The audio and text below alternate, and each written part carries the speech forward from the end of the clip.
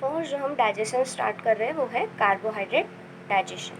Carbohydrate जो है हम लोग हमारी जो मेनली इंडियन जो डाइट है हमारी, वहाँ पे कार्बोहाइड्रेट हम लोग मैक्सिमम लेते हैं। तो जो हम रोटी एंड चावल जो हम लोग खाते हैं उसमें मैक्सिमम कार्बोहाइड्रेट रहता है। अब कार्बोहाइड्रेट देखो, जब हम बायोमोलिक्यूल्स पढ़ रहे थे तो हमने देखा था कि वहाँ पे मोनोसेक्राइड्स होते हैं, डाइसेक्राइड्स होते हैं, पॉलीसेक्राइड्स होते हैं। अब हमारा जो फूड है उसमें हम लोग नॉर्मली कौन से फॉर्म में कार्बोहाइड्रेट लेते हैं? तो सबसे पहले डाइसेकेराइड के फॉर्म में सुक्रोज एंड लैक्टोज, जिनको डाइजेस्ट करने की ज़रूरत है। मैंने पहले ही बताया था कि जो सिंपलर फॉर्म होते हैं चीज़ों के, वही हमारी बॉडी क्या कर सकती है, एब्जॉर्ब कर सकती है। तो डाइसेकेराइड को तो नहीं करेंगी ना, तो पहले उसे तोड़ना पड़ेगा, उसको ही हम लोग डाइजेशन बोल रहे हैं। और हम लोग फूड को जो कार्बोहाइड्रेट है उसे कंज्यूम करते हैं in the form of polysaccharides, तो स्टार्च एंड ग्लाइकोजन के फॉर्म में हम लोग इसको लेते हैं। नेक्स्ट है जो है हम लोग डायरेक्टली जो लेते हैं वो है ग्लूकोज। तो जैसे अगर थोड़े वीकनेस लगती है तो ग्लूकॉन डी ले लिया, तो उसमें ग्लूकोज ही है ना, तो ग्लूकोज लेते हैं, तो उसे डाइजेस्ट करने की पर ज़रूरत नहीं पड़ती क्योंकि वो सिंपलर फॉर्म है, वो डायरेक्टली एब्जॉर्ब हो जाता है हमारी बॉडी में। एक और चीज़ जो है सेलुलोज, ये इसका बार बार आता है, हम लोग सेलुलोज का डाइजेशन बार बार देखते हैं, पर ह्यूमन बींग्स में तो नहीं होता है। ये जो है रूमिनेंट्स में होता है क्योंकि उनके पास ही कुछ माइक्रोब्स होते हैं। ध्यान कर लो, स्टमक वाले पोर्शन में भी शायद मैंने बताया था तुम्हें। और वो जो है वो माइक्रोब सेलुलेज एंजाइम सिक्रीट करते हैं, जिसके वजह से सेलुलोज का डाइजेशन उन ऑर्गेनिजम्स में होता है। Disaccharides and polysaccharides will be broken down to monosaccharides, ठीक है। और मोनोसेकेराइड्स से क्या होते हैं, हमारी बॉडी में एब्जॉर्ब होते हैं, डाइसेकेराइड एंड पॉलीसेकेराइड्स नहीं होते। अब जैसे कि मैंने पिछली वीडियो में तुम्हें समझाया था कि हम लोग बकल कैविटी से डाइजेशन स्टार्ट करते हैं और हमें पूरा कहाँ तक पढ़ना होता है, लार्ज इंटेस्टाइन तक, जहाँ पे उसका एब्जॉर्प्शन वहाँ पे हो रहा है, ठीक है। पर मैक्सिमम एब्जॉर्प्शन कहाँ हो रहा है, इलियम एंड जेजुनम। तो बकल कैविटी से हम लोग देख रहे हैं। तो खाया क्या है हमने, स्टार्च, ठीक है। वहाँ पे सिर्फ और सिर्फ कौन सा एंजाइम प्रेजेंट है, सलाइवरी अमाइलेज, और उसका पीएच है, और कौन से पीएच पे एक्ट करता है वो 6.8। ये हमने पहले ही देख लिया था सलाइवा का पीएच। अब सलाइवरी अमाइलेज जो है वो क्लोराइड आयन के प्रेजेंस में काम करता है, ठीक है। तो तुम अगर नीट का टेक्स्ट बुक पढ़ोगे तो वहाँ पे सलाइवा का कंपोजिशन दिया हुआ है, वो एक बार देख लेना। तो स्टार्च जो है in the presence of salivary amylase gets converted into maltose, isomaltose and limit dextrins, ठीक है। अब ये जो है ये क्यों ऐसे एक्ट कर रहा है सलाइवरी अमाइलेज, क्योंकि हम लोग क्या कर रहे हैं वहाँ पे च्यूइंग, ये एक तरीके का मैकेनिकल डाइजेशन है, जब हम दांत से चबा रहे हैं कोई चीज़ तो मैकेनिकल डाइजेशन हुआ वो। और वहाँ पे और क्या हो रहा है, एंजाइमेटिक एक्शन, जो कि एक किस तरीके का डाइजेशन है, केमिकल डाइजेशन। तो दोनों तरीके के डाइजेशन जो है वो बकल कैविटी में हो रहे हैं।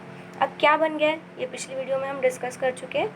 क्या बन जाता है बकल कैविटी में, एक स्मॉल सा एक बॉल टाइप का स्ट्रक्चर, उसे हम लोग बोलते हैं bolus, ball like soft food after chewing, जब उसमें सलाइवा मिक्स हो गया है। अब ये बहुत इंपॉर्टेंट है, ये जो नेक्स्ट वाली लाइन है, about 30% of starch is digested by salivary amylase in the buccal cavity. ये टेक्स्ट बुक में लिखा हुआ है कि about 30% of starch is digested by salivary amylase in the buccal cavity. पर अगर थोड़ा और डिटेल में जाए तो 3% is digested in buccal cavity and 27% in stomach. अब ये जो है जब शायद हम लोग बायोमोलिक्यूल्स वाला चैप्टर पढ़ रहे थे तो हमने एंजाइम्स का ऑप्टिमम पीएच और उसका मैक्सिमम पीएच, उसका मिनिमम पीएच, जैसा हमने ग्राफ के फॉर्मेट में पढ़ा था। अगर याद नहीं होगा तो तुम एक बार देख लेना नोट्स निकाल के। तो हमने बोला था कि कुछ एंजाइम जो है इनका ऑप्टिमम पीएच इतना होता है, अगर इतना पीएच है तो वो बहुत ज़्यादा अच्छी एक्टिविटी करेंगे। मैक्सिमम मतलब उतने तक ही, ठीक है। और मिनिमम ये सारा मैं पढ़ा चुकी हूँ, तो फिर से अगर हम पढ़ेंगे तो टाइम वेस्ट हो जाता है, पर तुम एक बार देख लो उसको। तो ये जो है बकल कैविटी में 3% करता है। अब बकल कैविटी से हमने क्या कर लिया, स्वॉलो कर लिया तो यूसोफेगस में चलेगा, फिर स्टमक में चलेगा। तो स्टमक में जाने के बाद वो एकदम से अपनी एक्टिविटी स्टॉप नहीं कर देता, वो थोड़ा सा डाइजेशन करता है, ठीक है। तो 27% वहाँ पे स्टार्च का डाइजेशन होता है स्टमक में, और फिर वो जब कांटेक्ट में आता है HCl के, तो जो हमारा सलाइवरी अमाइलेज है वो अपनी एक्टिविटी स्टॉप कर देता है, क्योंकि धीरे धीरे उसका पीएच कम होएगा ना, 6.8 से आ रहा है, और उसका क्या है, स्टमक में एसिड है HCl, तो धीरे धीरे उसका क्या होगा, पीएच कम होगा। इसलिए क्या होगा, वो अपनी एक्टिविटी भी क्या करते जाएगा, कम करते जाएंगे, और एक टाइम आएगा जब वो क्या करेगा, पूरी की पूरी स्टमक में जो उसकी एक्टिविटी है उसको ख़त्म कर देगा।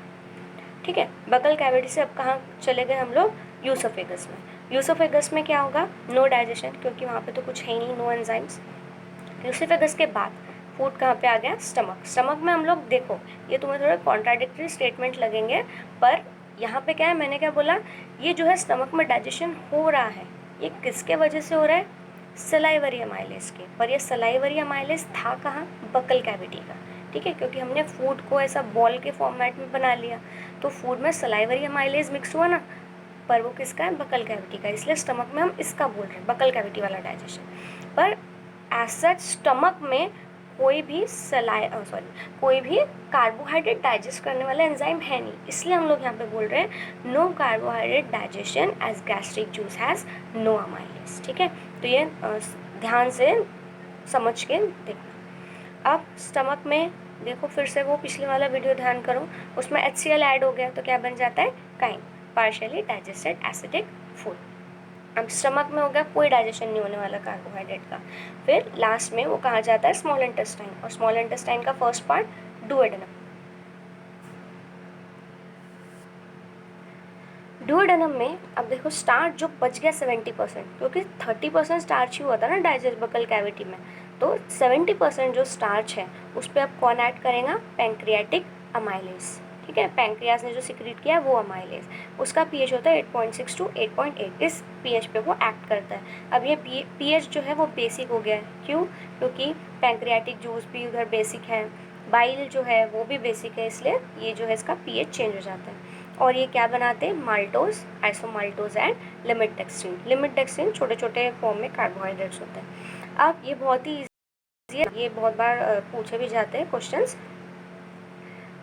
जो माल्टोज जो है उसके ऊपर कनेक्ट करेगा माल्टेज, ठीक है, बहुत ही ईजी है, और pH सारों का सेम ही रहेगा लगभग। Maltose in the presence of maltase क्या बनाता है, ग्लूकोज प्लस ग्लूकोज। तो ये जो है ना, ये हमारे नीट में बहुत पूछा जाता है कि माल्टोज अगर एक्ट कर रहा है तो वो क्या बनाएगा, तो ये 4 ऑप्शन दे देंगे तुमको, तुम्हें पता होना चाहिए कि माल्टोज जब टूटता है तो ग्लूकोज और ग्लूकोज ही बनाता है, ठीक है, उस तरीके से क्वेश्चन पूछे जाता है। Sucrose in the presence of sucrase क्या बनाएगा, ग्लूकोज एंड फ्रुक्टोज।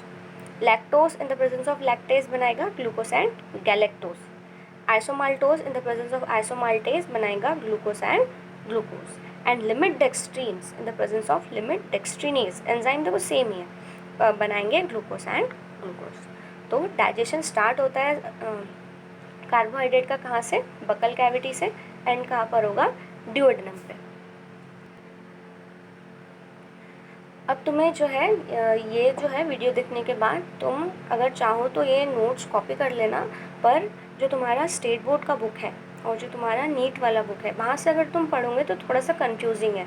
उन्होंने क्या किया है कि सारों का ना डाइजेशन एक साथ दे दिया, जैसे कि कार्बोहाइड्रेट प्रोटीन बकल कैविटी में, फिर स्टमक का कार्बोहाइड्रेट प्रोटीन किस तरीके से वहाँ पे कैसे डाइजेशन हो रहा है, डुओडेनम में कार्बोहाइड्रेट प्रोटीन फैट कैसे डाइजेस्ट हो रहे हैं। पर तुम्हें ईजी हो जाए इसलिए मैंने अलग अलग पोर्शन में कर दिया, जैसे कार्बोहाइड्रेट का पूरा हम लोग एक साथ देख ले रहे हैं। तो पहले ये वीडियो देख लो और फिर उसके बाद जितना समझता है, स्टेट और नीट दोनों की बुक से, ठीक है, स्टेट वाली पढ़ना बहुत इंपॉर्टेंट है, तो दोनों बुक से पढ़ो तभी जाके पूरा टॉपिक अच्छे से क्लियर होएगा।